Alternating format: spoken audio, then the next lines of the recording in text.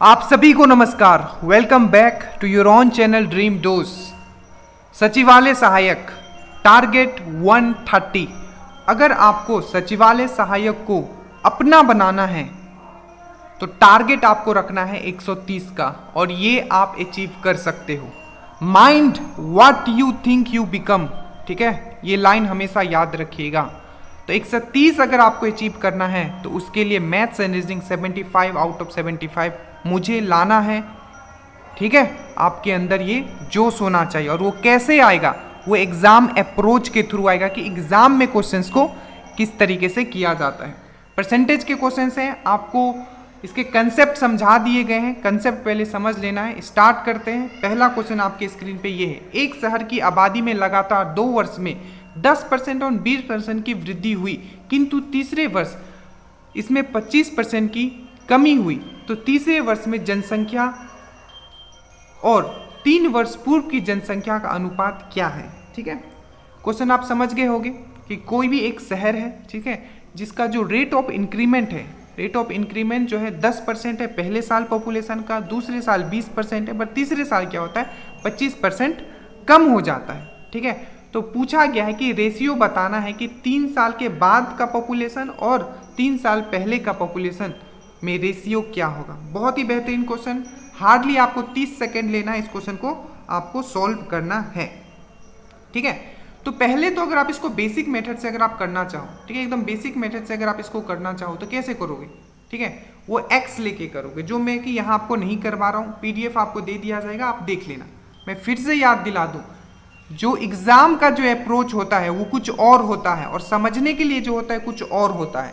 आपको समझना है स्लोली, बट एग्जाम में सिलेक्शन वो लेके जाएंगे जो हर क्वेश्चन को 20 से 30 सेकेंड में करेंगे। अब इस क्वेश्चन को देखो, बहुत ही बेसिक से मैं करवाऊंगा, देखना, और बहुत ही क्विक करवाऊंगा मैं।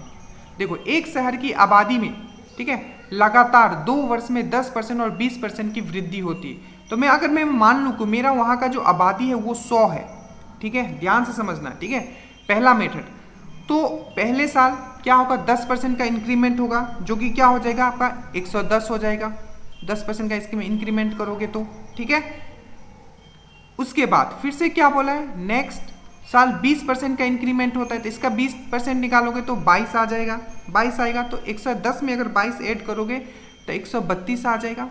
ठीक है, तो ये तो पहले साल के बाद, ये फर्स्ट ईयर में ये हो गया आपका, सेकेंड ईयर में आपका ये हो गया, और तीसरे ईयर में क्या होता है, जो 132 जो है इसमें क्या होता है 25% की कमी हो जाती है। अब 25% हम यहाँ लिखते हैं, 25% मतलब क्या होता है 1/4, तो 4 आपका टोटल है, उसमें 1 का कमी हो गया, मतलब बचा कितना 3/4 बचा। ठीक है, तो इसका आप क्या निकालोगे, डायरेक्टली 3/4 निकाल लोगे। अप्रोच देखना किस तरीके से कर रहा हूँ, ठीक है, या आप इसका 1/4 निकाल के फिर इसमें माइनस करते, उससे अच्छा है कि डायरेक्टली मैंने इसका 3/4 निकाल दिया, क्योंकि 25% होता है 1/4, 1 की कमी हो रही है ओवर 4, तो 3/4 अगर जब इसका आप निकालोगे, ठीक है, तो ये हो जाएगा 4 3 जा 12, ठीक है, और ये हो जाएगा आपका 3, तो 33 इंटू 3 जो हो जाएगा 99 हो जाएगा। तो 3 साल के बाद जो पॉपुलेशन है वो 99 है, ठीक है। और सबसे पहले हमने क्या लिया था 3 साल पहले, तो ये लिया था 100। ये आपका एग्जैक्ट तरीका है इस क्वेश्चन को करने का। जो भी चीज आपने सीखा याद रखिएगा, हर क्वेश्चन को आपको फिर से अटेम्प्ट करना है। तो पहला तरीका आपका ये हो गया। एक चीज हम यहाँ आपको और एक तरीका बताना चाहेंगे, दूसरा, देखो, जब भी कोई सक्सेसिव चेंज हो मतलब इतना बढ़ गया, इतना घट गया, ठीक है, जब 2 साल का दिया हो तो हम डायरेक्टली निकाल सकते हैं। मान लो आपके पास 100 रुपया है, एक साल के बाद वो 10% बढ़ गया, दूसरे साल में क्या हुआ 10% घट गया, ठीक है। तो ये जो चीज होता है इसको हम लोग बोलते हैं सक्सेसिव, और यही कंसेप्ट आप यूज करोगे चक्रवृद्धि ब्याज में। चक्रवृद्धि ब्याज में क्या होता है, आपको सुनना, ठीक है, जो बोल रहा हूँ वो सुनना नहीं, मतलब समझना भी है, ठीक है। देखो, तो चक्रवृद्धि ब्याज में भी क्या होता है, 100 रुपया आप लेते हो, 10% का अगर आपको प्रॉफिट हुआ तो 110 हुआ। अभी इस पे भी आपको फिर से ये मिलता है, मतलब प्रॉफिट पे प्रॉफिट मिलता है, जिसको हम लोग बोलते हैं सक्सेसिव का केस, ठीक है। तो जब भी आपको सक्सेसिव का केस मिले, मतलब प्रॉफिट के ऊपर प्रॉफिट, जैसे कि यहाँ देखो 10% बढ़ा 110 हो गया, अब 110 का फिर से क्या हो गया 20% आप निकाल के इसमें ऐड कर दिए, तो क्या हुआ, इसको हम लोग सक्सेसिव बोलते हैं, ठीक है। अब देखो पहले 10% था, अगर आपको पहला 10% बढ़ रहा है, दूसरा साल 20% बढ़ रहा है, तो अगर एक साथ निकाले कि इसका कितना बढ़ रहा है, तो इक्विवेलेंट चेंज जो इसको देते हैं वो फॉर्मूला होता है x plus Y plus X into Y divided by 100। तो इसको आप डायरेक्टली कर सकते थे ये दो को कि 10% और 20% का जो एक साथ जो आपका इंक्रीमेंट होगा, क्योंकि दोनों इंक्रीमेंट दिखा रहे, वो कितना होगा आपका, यहाँ 10 लिखते, यहाँ 20 लिखते, यहाँ 10 इंटू 20 लिखते, ठीक है, और डिवाइडेड बाय 100 लिखते, तो ये आपका आ जाता 32%। ठीक है, तो डायरेक्टली जो मैंने दो स्टेप में यहाँ किया, दो स्टेप में किया, आप डायरेक्टली इसको लिखते 100 मेरा पहले था, 32% का इंक्रीमेंट हुआ 2 साल के बाद, तो ये 132 हो गया। बस तीसरे साल क्या हुआ, 132 में क्या हुआ आपका जो 25% है वो कम हो गया, तो 3/4 आप डायरेक्टली निकाल लेते तीसरे साल का। ठीक है, तो एक स्टेप आपका कम हो जाता। अब ये जो फॉर्मूला है आप कहाँ कहाँ यूज करोगे, ये तो क्वेश्चन आपको समझ में आ गया, इसका आंसर होगा बी। अब यहाँ ध्यान से समझना, ये जो मैंने बोला x plus Y plus X Y by 100, ये 3 साल के लिए भी होता है, बट 3 साल का लंबा होता है। अभी हम इस पे ही जंप कर रहे हैं 2 साल के लिए।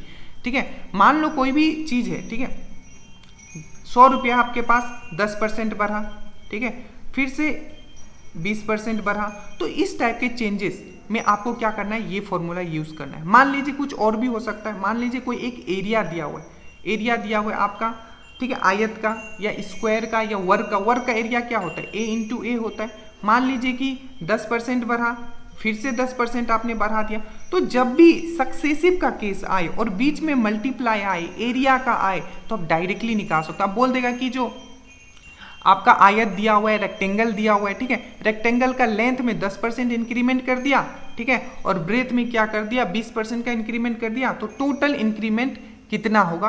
तो इस तरीके से आप डायरेक्टली निकाल सकते हो। ठीक है, समझ में आया।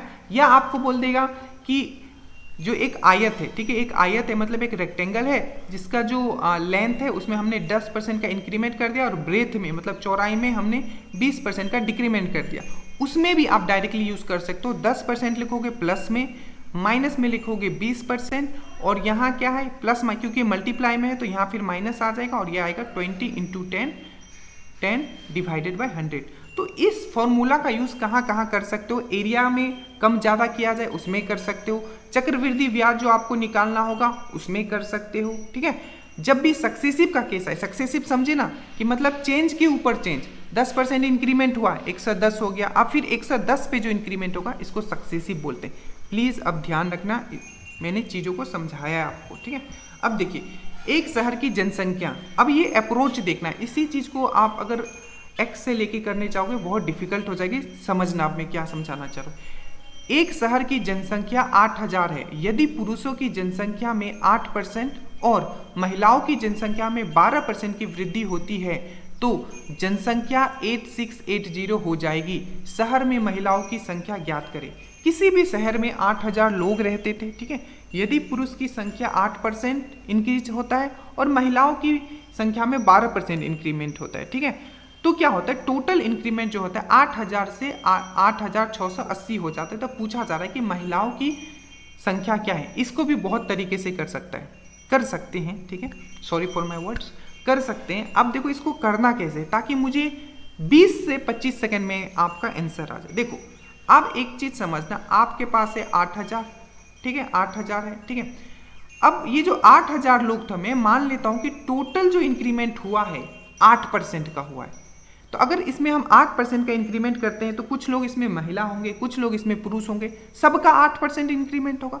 तो इसका 8% अगर निकालोगे तो ये होता है आपका, कितना होता है, 8 8 जा 64, मतलब 1% होता है 80, तो 8% होगा 640। 640 का इंक्रीमेंट हो जाएगा, बट इंक्रीमेंट कितना मुझे दिखा रहा है, 680 का दिखा रहा है। जब मुझे यहाँ 680 का दिखा रहा है और यहाँ 640 आ रहा है, तो दोनों का डिफरेंस कितना हुआ, दोनों का जो डिफरेंस हुआ ये हुआ आपका 40 का, 40 का हुआ, ठीक है, 40 का आपका हुआ। ये चीज आपको समझ में आया। तो जब ये आपका 40 का हुआ तो ये 40 जो ज्यादा लोग आ रहे हैं, क्यों आ रहे हैं, क्योंकि महिला में 8% का इंक्रीमेंट नहीं हुआ है, महिला में 12% का इंक्रीमेंट हुआ है। तो 8% तो हम ले चुके हैं महिला में ऑलरेडी, तो बचा कितना, 4%, ठीक है। तो 4% इक्वल टू आपका 40 दिया हुआ है, तो 100% इक्वल टू कितना हो जाएगा, तो ये हो जाएगा 10 गुना है, तो ये भी आपको 10 गुना कर दो, ये हो जाएगा आपका 1000। अगर इस तरीके से चीज़ों को आप नहीं सोचते हो, कभी क्लियर नहीं होगा एग्जाम, ये मैं बता देता हूँ। अगर आपको लोग एक्स लेके या इधर से उधर करके बता रहे हैं, वो चीज़ नहीं कर पाओगे एग्जाम में। बहुत ही फास्ट चलता है टाइम जब आप एग्जाम में बैठे हो। अप्रोच इस तरीके का होना चाहिए जिससे सिलेक्शन हो, ठीक है। चलिए, नीचे लिंक दिया होगा, हमसे जुड़ना चाहते हो उस लिंक पे क्लिक करके आपको जुड़ जाना है। सिलेक्शन अगर आपको चाहिए, ठीक है, तो वो लिंक पे क्लिक करके आप हमसे जुड़िए। चलिए आगे चलते हैं, इसको और तरीके से कर सकते हैं, ठीक है। फिर कभी हम टेस्ट लेंगे तो इसको और भी बताएंगे कि इस तरीके से किया जा सकता है। एलिगेशन मेथड भी यूज किया जा सकता है। एक शहर में प्रत्येक वर्ष के आरंभ में लोगों की संख्या 3% है, ठीक है, प्रति वर्ष हुई। मतलब बोला जाए कि एक शहर है, प्रत्येक वर्ष मतलब एवरी ईयर, वर्ष के आरंभ में लोगों की संख्या में 3% का वृद्धि हो जाता है। यदि उस शहर की वर्तमान जनसंख्या इतनी है तो 3 वर्ष में कितनी होगी। मतलब हर साल क्या होता है कि 3% का इंक्रीमेंट हो जाता है पॉपुलेशन में, तो 3 वर्ष के बाद क्या होगा। अब इसको क्या कर सकते हो, एक तो आप एक्स लेके कर सकते हो, मान लो कि 3 साल पहले ये था, और इसमें क्या कर सकते हो, हर साल 3% इंक्रीमेंट कर सकते हो। मैं 3/100, फिर से 3/100, ठीक है, फिर से 3/100, ठीक है। इसमें 3 ये 103 क्योंकि 3% इंक्रीमेंट हो रहा है ना, तो 103। चलो मैं फिर से लिख देता हूँ। मानता हूँ कि 3 साल पहले आपका x था, तो पहले साल कितना होगा, 103/100 इंक्रीमेंट होगा, ये पहला साल। अब ये जितना आया है फिर इसमें क्या होगा, 103/100, ये दूसरा साल में इतना हो जाएगा, और तीसरा साल में क्या होगा, 1/3 × 100।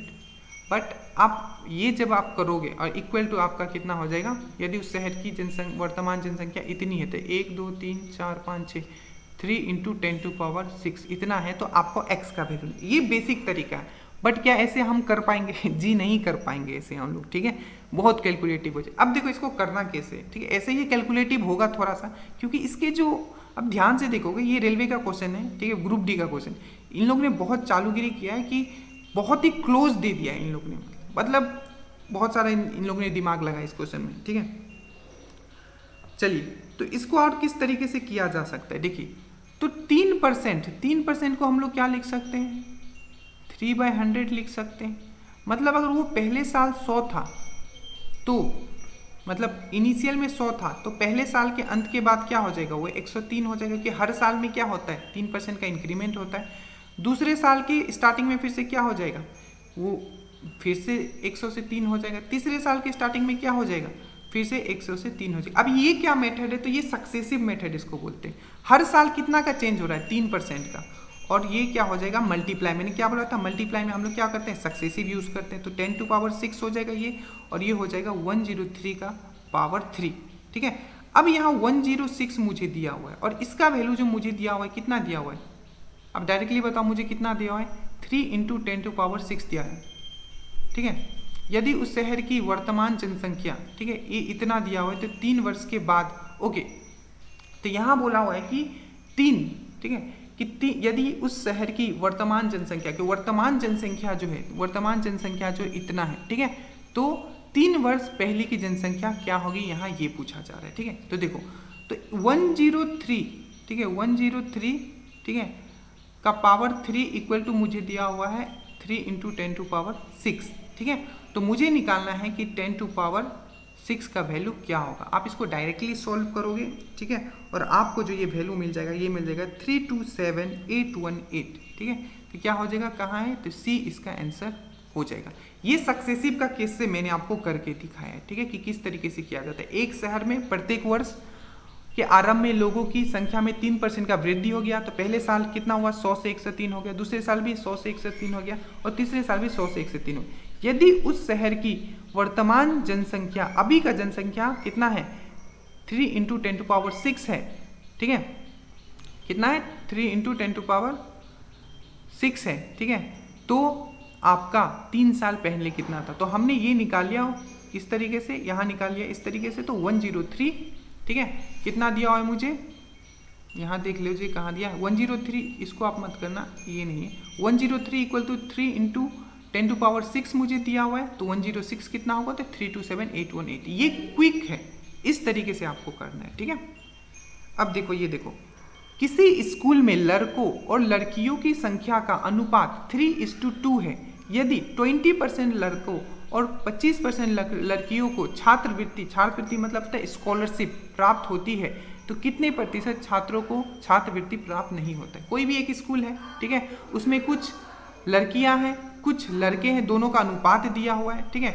तो लड़के मतलब बॉयज़ अगर 3 है, ठीक है, तो गर्ल्स कितना दिया हुआ है आपका 2 दिया हुआ है, ठीक है। तो मैं मान लेता हूँ ये 300 है, ये 200 है, इस तरीके से लिख सकते हैं, 100 मल्टीप्लाई कर दिए। उसके बाद बोला है कि यदि 20% लड़कों को 20% इसका कितना होगा 60, और 25% लड़कियों को, ठीक है, और 25% लड़कियों को, ओके, हाँ 25% लड़कियों को, 25% मतलब इसका कितना हो जाएगा 1/4, मतलब ये 50 हो जाएगा आपका, क्योंकि 25% मतलब क्या होता है 25% मतलब क्या होता है 1/4, तो इसका 1/4 निकालोगे तो ये हो जाएगा आपका 50, ठीक है, ये समझ गया। तो इतने लोगों को क्या मिला है छात्रवृत्ति मतलब स्कॉलरशिप, मतलब टोटल लोगों को कितना मिला है 110 लोगों को मिला है, जिसमें कि 60 लड़के हैं और 50 लड़कियां हैं। तो बोला कि कितने लोगों को छात्रवृत्ति मतलब स्कॉलरशिप नहीं मिला है, तो टोटल हमारा कितना है यहाँ 500 है, 500 में से 110 चला गया तो कितना बचेगा 390 बचेगा।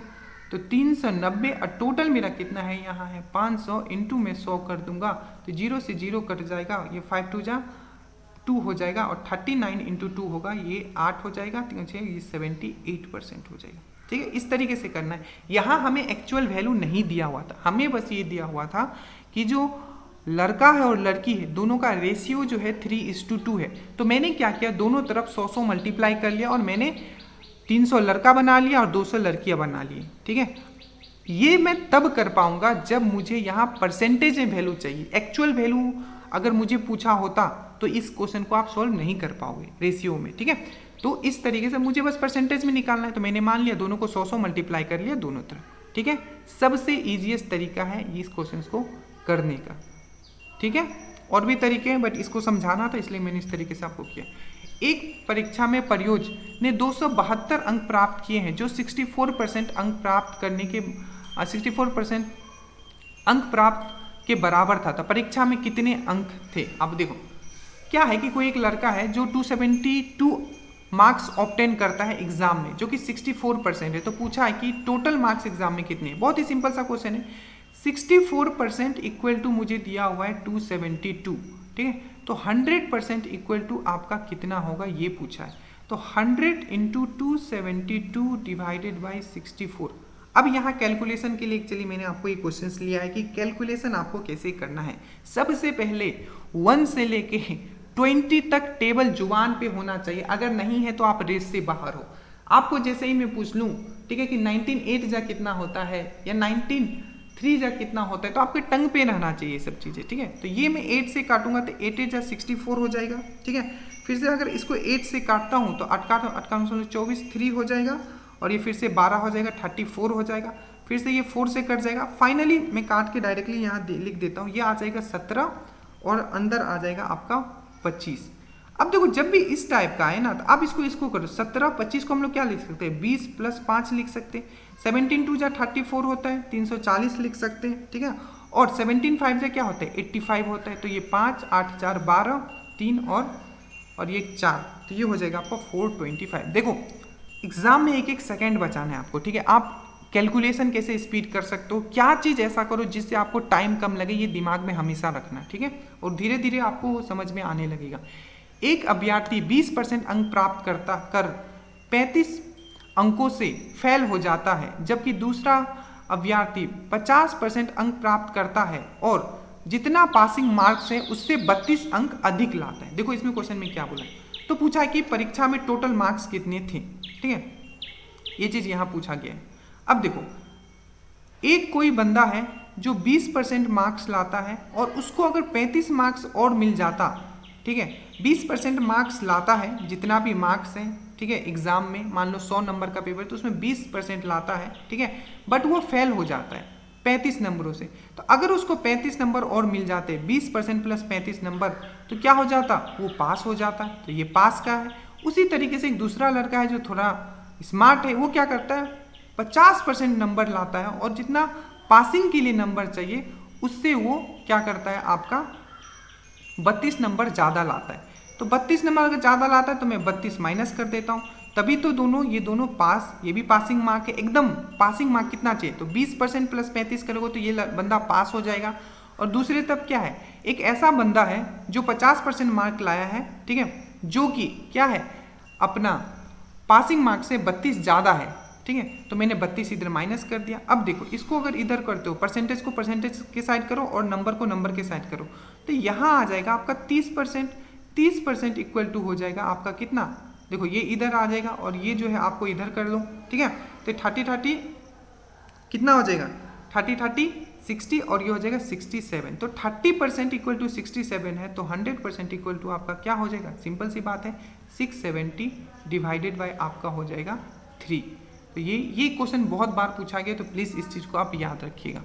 अब देखो 60 छात्रों की एक कक्षा में 60% छात्र लड़के हैं, यदि 25% लड़कियां साइकिल द्वारा स्कूल आती है तो ऐसी लड़कियों की संख्या कितनी है जो साइकिल से स्कूल नहीं आती। अब देखो हमेशा पेन उठाने की कोशिश मत करना, जब भी मैथ्स बनाओगे पहले दिमाग लगाना। 60 छात्रों की सब क्वेश्चंस में, ठीक है, ऐसा ही क्वेश्चन है सब क्वेश्चन में, 60 छात्रों की कक्षा है जिसमें 60% लड़के, तो 60% लड़के, तो लड़कियां कितनी होगी, 40% होगी। तो 60 का 40% कितना होता है, 60 का 40% कितना होता है, तो ये होता है आपका कितना, 24 होता है, ठीक है। तो मतलब 24 गर्ल्स हैं। उसमें बोला है यदि, उसमें भी क्या बोला है कि यदि 25% लड़की जो है क्या करती है, आपका साइकिल से जाती है, ठीक है। तो पूछा है कि कितने लड़की ऐसी है जो साइकिल से स्कूल नहीं जाती। टोटल लड़की 24 है, 25% मतलब क्या होता है 1/4, मतलब इतना जो है लड़की क्या है साइकिल से जाती है। तो अगर इतना साइकिल से जाती है तो कितना नहीं जाती होगी, 75% नहीं जाती होगी, उसका वैल्यू क्या होता है 3/4। ये सब मैंने आपको कंसेप्ट वाले वीडियो में सिखाया था। तो 24 इंटू 3/4 अगर करते हो तो ये कितना हो जाएगा, 6 हो जाएगा यहाँ, तो ये हो जाएगा आपका 18। देखो इस तरीके से ही करना है आपको एग्जाम में, ठीक है, समझ में आया। 60 छात्र थे, ठीक है, ठीक है, जिसमें कि 60 छात्र लड़के थे, तो मैंने 60% अगर लड़के हैं तो 40% लड़के होंगे, लड़की होगी। तो 60% का, 60 का जो 40% होता है वो होता है 24। अब इस 24 में क्या है कि 25% जो गर्ल्स हैं वो साइकिल चला के स्कूल आती है। तो 25% अगर साइकिल चला के आती है तो कितना परसेंट साइकिल चला के नहीं आती होगी, 75% चला के नहीं आती होगी। तो 24 का जो 75% होता है, और 75% का वैल्यू होता है, मैंने बताया था परसेंटेज टू रेशियो, याद रखना, ठीक है, पहले ही क्लास में पढ़ाया गया था। तो 3/4 होता है, तो 24 इंटू 3/4 ये 18 इसका आंसर हो जाएगा। अब ये देखना, मॉरिस भोजन पर अपनी आय का 25% खर्च करता था, उसे 1000 रुपये की वेतन वृद्धि मिली, ठीक है, लेकिन उसने खाद्य वस्तुओं पर अपना खर्च नहीं बढ़ाया। मतलब बहुत ही दिमाग वाला आदमी है, ठीक है, चीज़ें समझ के वो खर्चा करता है। नतीजन भोजन पर उसका खर्च गिरकर 20% हो गया। इसका प्रारंभिक आय क्या है, समझो। एक कोई आदमी है, ठीक है, जितना भी वो कमाता है उसका 25% वो खाने पे खर्च करता है। क्या होता है उसका बाद, पे रिवाइज होता है। जब आप ज्वाइन करोगे, जब आप जॉब में आओगे तो आपका भी पे रिवाइज होगा। पे रिवाइज होता है, उसके जितना भी उसको पेमेंट है उसमें 1000 का क्या होता है वृद्धि कर दिया जाता है, ठीक है। बट ये समझदार आदमी क्या करता है, अपना खाना पे क्या करता है, जितना पैसा वो पहले खर्च करता था उतना पैसा अभी भी वो खर्च करता है। मतलब क्या, खर्च क्या होगा उसका, कम जाएगा। पहले 25% होता तो अब 20% होगा। ऐसा क्यों, क्योंकि उसका अभी पेमेंट बढ़ गया, ठीक है। पहले पेमेंट अगर 10,000 था तो अब 11,000 हो गया।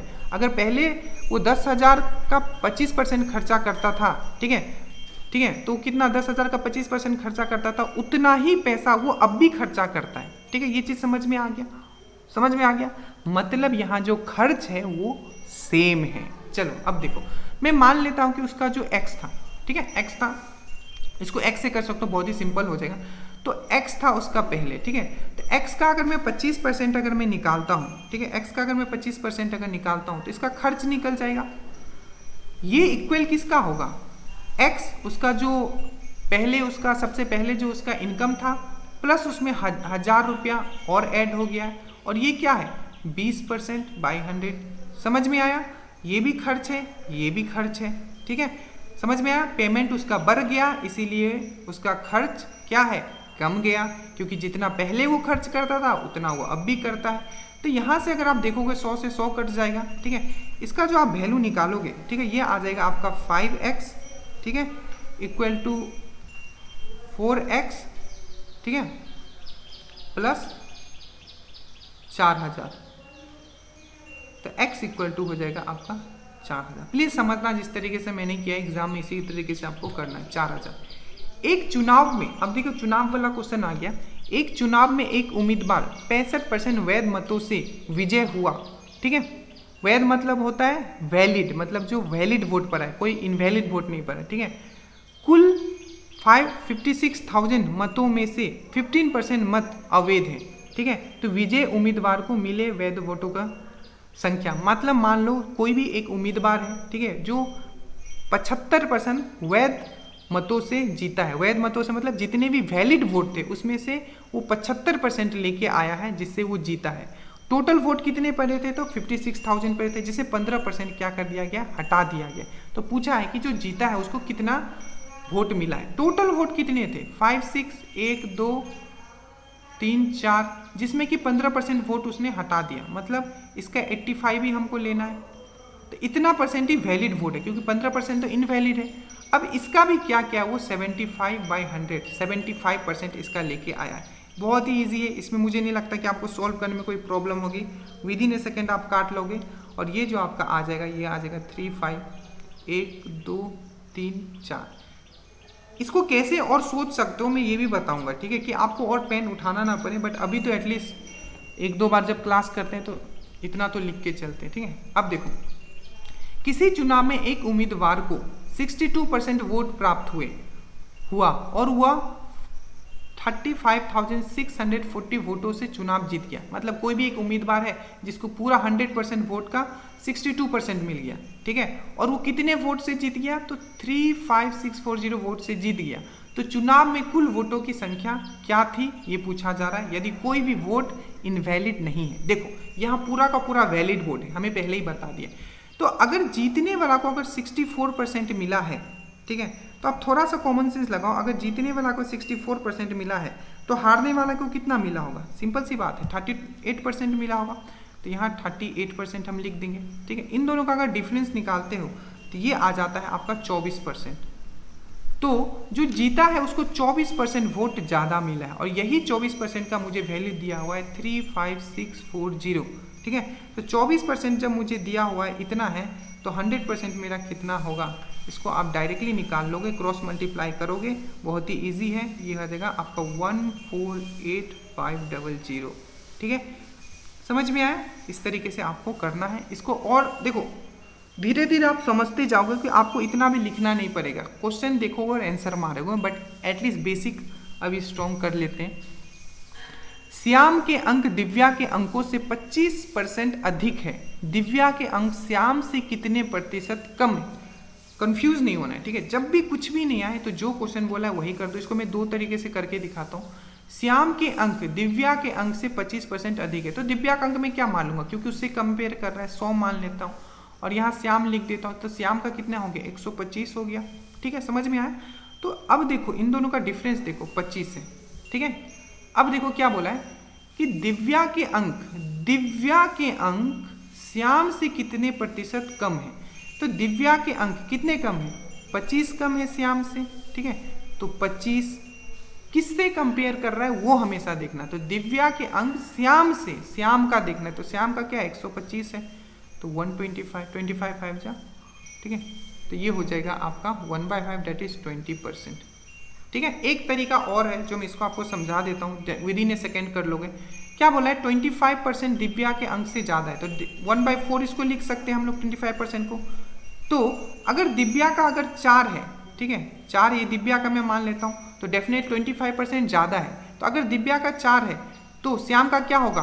1 और ज़्यादा होगा, क्योंकि दिव्या से कंपेयर कर रहे हैं तो नीचे दिव्या होगी, और ये 1 ज़्यादा है, तो श्याम का कितना होगा? श्याम का हो जाएगा आपका 4 + 1, तो टोटल हो जाएगा श्याम का 5, ठीक है। तो दिव्या का है 4, श्याम का है 5, दोनों का डिफरेंस देखो 1 का है, ठीक है, 1 का आया। और किससे कंपेयर करना है? श्याम से, तो 1/5। 1/5 का वैल्यू क्या होता है? तो ये होता है आपका 20%, ठीक है। ये प्लीज़ समझते हुए चलिएगा, कहीं भी समझ में नहीं आता है नीचे लिंक है उस पर क्लिक करके मुझे पूछ जरूर लीजिएगा, लेकिन समझ के चलिएगा। यदि एक आयत की लंबाई, अब ये सब मैं जल्दी जल्दी आपको करवा देता हूँ, मैंने अभी आपको करवाया। यदि एक आयत की लंबाई और चौड़ाई में 8% और 12% की वृद्धि की जाती है, ठीक है, मैंने बताया था आयत मतलब क्या होता है, रेक्टेंगल, तो रेक्टेंगल का क्या होता है, लेंथ इंटू ब्रेथ, तो सक्सेसिव का केस लग जाएगा, मल्टीप्लाई आ रहा है, ठीक है। तो मैंने क्या बताया था, x plus Y divided by 100, ठीक है।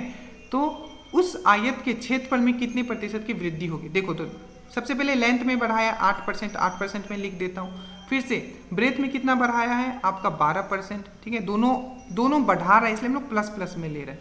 और उसके बाद x into Y 8 into 12 divided by आपका कितना हो जाएगा 100। अब देखो ये हो जाएगा 8 9 10 20 प्लस, अब यहाँ अगर आप देखोगे तो सिंपल सी बात है, आपको कुछ पॉइंट्स में आएगा। तो देखो 20 के बाद कोई पॉइंट्स में है तो ये है आपका ए। देखो ये चीज़ आपको दिमाग, कभी भी एग्जाम ना पूरा करके सॉल्व करके आप सोचोगे एग्जाम निकालने का, कभी नहीं निकलेगा। आपको आधा में ही ये ट्राई करना है कि आंसर में टिक मार के निकल जाओ। देखो इसको आप सॉल्व अगर मैं करता हूँ, मैं इसको चलो मैं सॉल्व कर देता हूँ। यहाँ 4 आएगा, ठीक है, अगर मैं 2 से काटता हूँ तो, और यहाँ आपका 50 आ गया, ठीक है। फिर से यहाँ 2 आएगा, ठीक है, यहाँ फिर से 25 आएगा। अब डेफिनेटली ये पूरा नहीं कटेगा, मतलब पॉइंट्स में आएगा डायरेक्टली, मैंने इसलिए मार दिया। जब किसी साइकिल के मूल्य में 20% की कमी की गई तो बिकने वाली साइकिल की संख्या में 20% की वृद्धि हुई तो दुकान की बिक्री में का प्रभाव क्या होगा। अब देखो सिंपल सी बात है, ओवरऑल पूछ रहा है, ठीक है, कि क्या हुआ। अब ध्यान से देखना, देखो जब किसी साइकिल की मूल्य में 20% की कमी हुई, ठीक है, एक चीज़ आप हमेशा सकना, जो खर्च जो होता है, खर्च मतलब जिसको हम लोग एक्सपेंडिचर बोलते हैं, मैं हिंदी में इंग्लिश में लिख देता हूँ, हिंदी में बोलता हूँ। खर्च जो होता है आपका हमेशा प्राइस इनटू कंजम्पशन होता है। कंजम्पशन मतलब देखो यहाँ होगा खर्च, ठीक है, खर्च, ठीक है, और प्राइस मतलब आपका पैसा, ठीक है, और कंजम्पशन मतलब आपका खपत।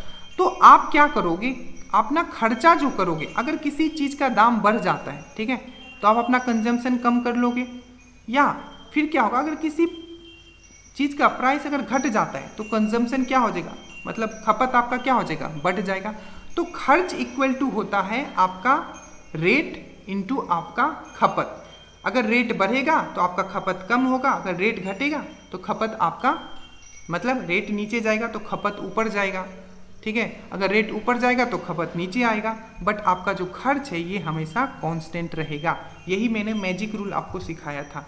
अब यहाँ देखो दूसरा चीज़ समझा रहा हूँ कि जब किसी साइकिल में मूल्य में 20% की कमी होती है, 20% का कमी हो गया, ठीक है, तो बिकने वाली साइकिल की संख्या में 20% की वृद्धि हो जाती है।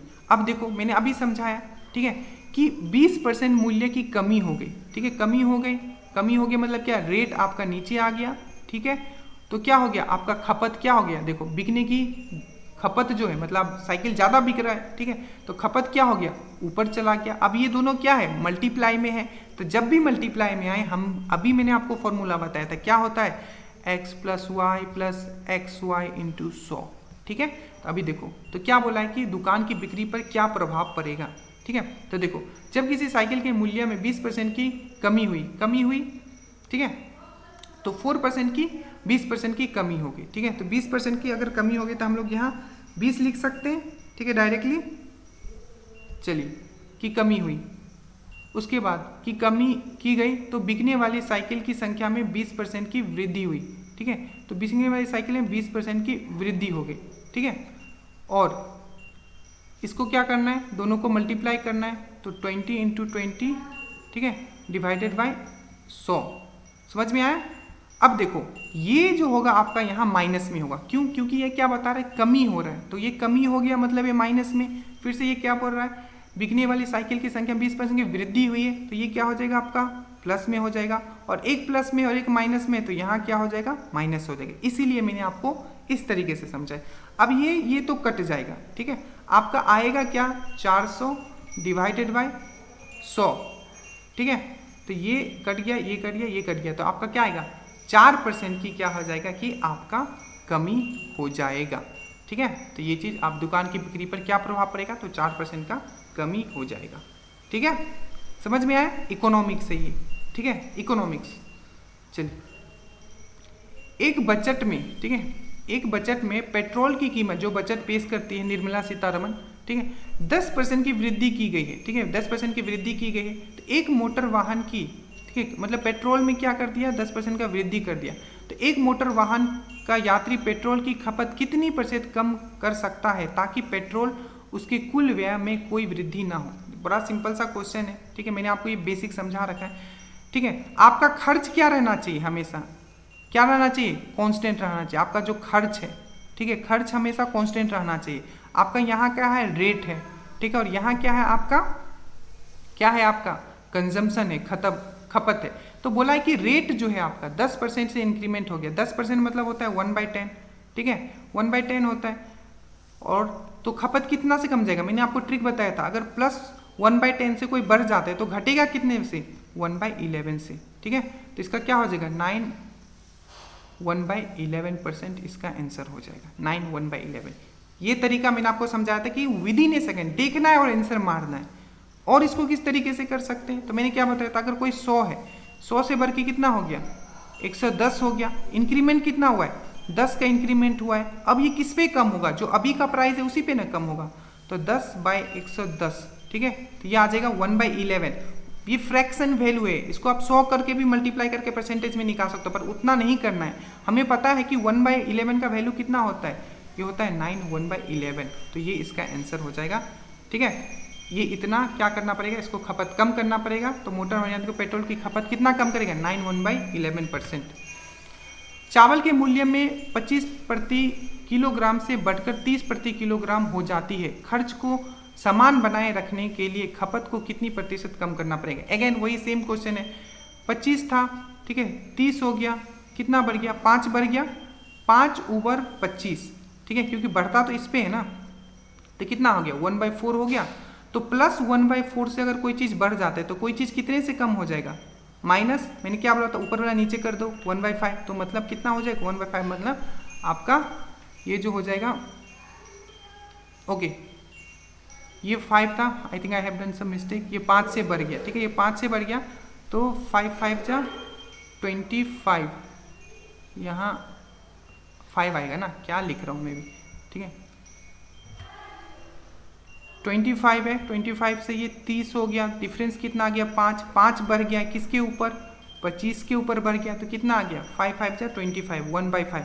तो कोई चीज़ अगर 1/5 से बढ़ा है तो अगर मुझे फिर से क्या करना चाहिए, खपत मुझे कम करना है, तो क्या करूँगा मैं, डायरेक्टली मैंने क्या बताया था, क्या मैंने आपको समझाया था, प्लस 1/5 हो रहा है, तो अगर मुझे खपत कम करना है तो क्या करना पड़ेगा, बस माइनस लगा के 1/6, मतलब ये वाला एक नीचे लिख देते तो 1/6 का वैल्यू क्या था, कितना होता है, 16 2/3%। तो 16 2/3% इसका आंसर हो जाएगा। समझ में आया होगा, ठीक है, ये क्विक मेथड है। और एक तरीके से मैं समझा देता हूँ आपको कि 25 था, ये 30 हो गया, ठीक है, कितना बढ़ गया, 5 बढ़ गया, आपका 5 बढ़ गया। तो ये जो 5 बढ़ गया है, ठीक है, ये 5 बढ़ गया है, ठीक है। अब ये जब बढ़ गया है तो अब अभी का प्राइस कितना है, मेरा 30 है, ठीक है। तो ये 5 किस पे कम करना पड़ेगा, 30 पे कम करना पड़ेगा। तो 5 बाय अगर आप 30 लिखते हो तो 6 5 जा कितना हो जाता है, 30, 1/6। तो 1/6 का ये फ्रैक्शन में है तो इसका परसेंटेज वैल्यू कितना होता है, 16 2/3%, ठीक है। किसी भी तरीके से कर सकते हो, बस कंसेप्ट आपको क्लियर करके रखना है, ठीक है। चलिए तो इतना काफ़ी था, ठीक है। प्लीज़ आप समझ लेना, कुछ भी डाउट होगा तो प्लीज़ बताइएगा, बट इसी तरीके से आपको एग्ज़ाम में करना है। So thank you so much, जय हिंद।